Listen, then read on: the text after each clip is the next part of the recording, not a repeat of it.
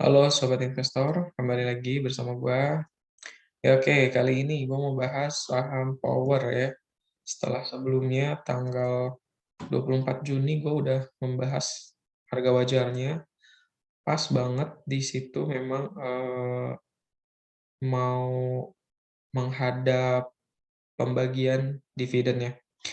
Bagaimana keadaan sekarang? Di penilaian waktu itu gua bagi yang sudah punya di harga 700 jual ya. Artinya lepas dulu, karena biasanya memang ketika dividennya dibagi untuk saham ini cenderung untuk turun dan cicil di bawah harga 700. Nah, sekarang di harga berapa untuk Power ini bener aja, sekarang ada di harga 680.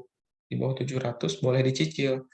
Proyeksinya, ketika bisa lagi balik lagi ke area 700-an, berpotensi untuk menutup gap ini dengan, keuntungan sekitar 6,7%, mirip dengan, besaran dividen yang dibagikan, sekitar 7%-an, seperti itu.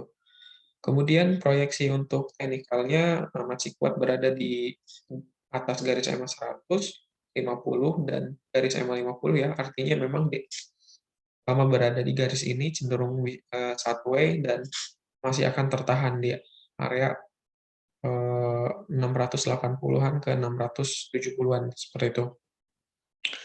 Kemudian, eee, rata-rata harga wajarnya di 760-an. Jadi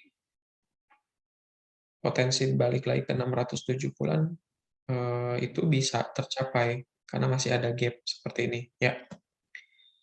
Secara fundamental, bagi teman-teman yang masih misalkan kemarin nggak keburu kejual, tenang aja, saham ini cukup bagus ya secara fundamental, asetnya bagus, lebih tinggi daripada hutang, kemudian aset lancar versus hutangnya juga jauh lebih tinggi daripada hutang lancar, dan jualan beban pokok dan laba itu juga memang, meningkat ya,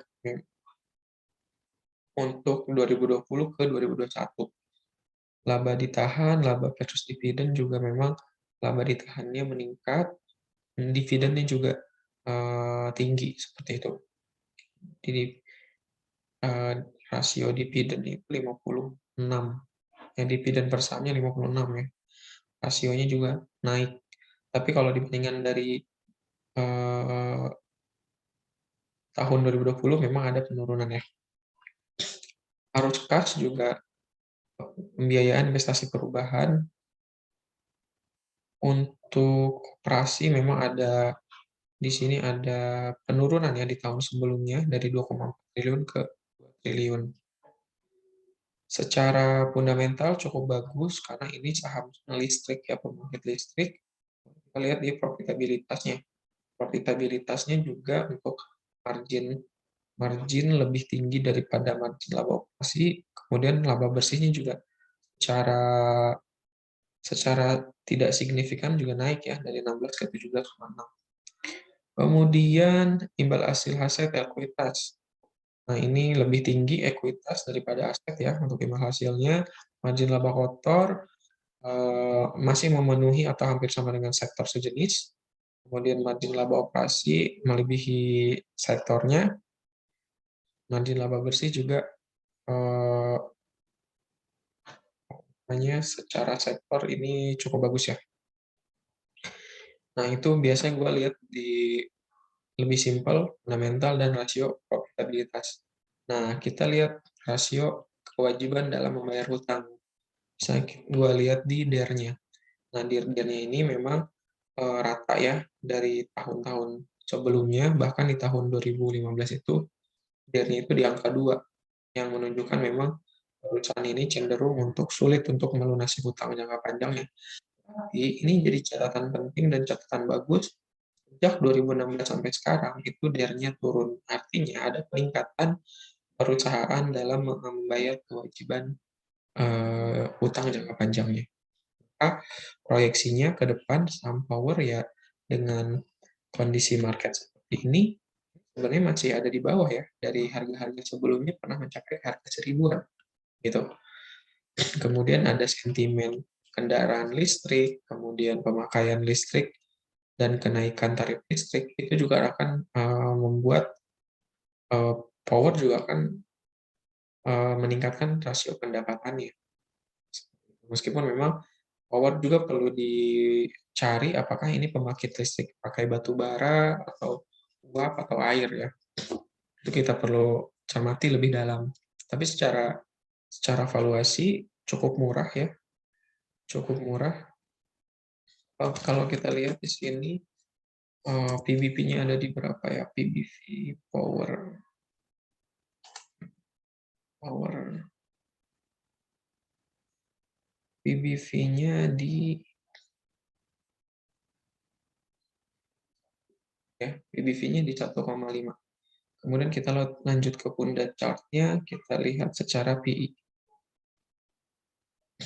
Nah, secara PI rasio juga ya, sekarang memang berada di bawah rata-ratanya. Artinya, cenderung power itu berada di rata-rata 9,15, sekarang di 8,06. Itu. Kemungkinan untuk balik lagi ke harga 700-an sangat mungkin dan bisa dicicil. Cuman memang profitabilitasnya tidak begitu tinggi. Bisa 6% atau misalkan balik lagi ke harga tertingginya bisa 9%-an. Proyeksinya seperti itu. Kemudian kita lihat secara broker summary. Broker summary di tanggal 19 itu ada akumulasi asing ya. Di 2 hari berturut-turut ada akumulasi dan dari bulan awal Juli ya, itu ada akumulasi asing yang sangat besar. Artinya memang asing sedang menyicil saham ini. Kemudian secara broker, aktivitas broker juga adanya apa namanya? Akumulasi ya. Meskipun cenderung banyak di awal itu distribusi mulai untuk akumulasi saham ini. Bagi gua ini mudah-mudahan bisa bermanfaat ya bagi teman-teman yang masih memegang saham power. Tapi sekali lagi rasio profitnya itu nggak terlalu besar margin of safety-nya. Oke, terima kasih. Mudah-mudahan bisa bermanfaat ya. Bagi yang mau template ini silahkan komen, like, dan subscribe.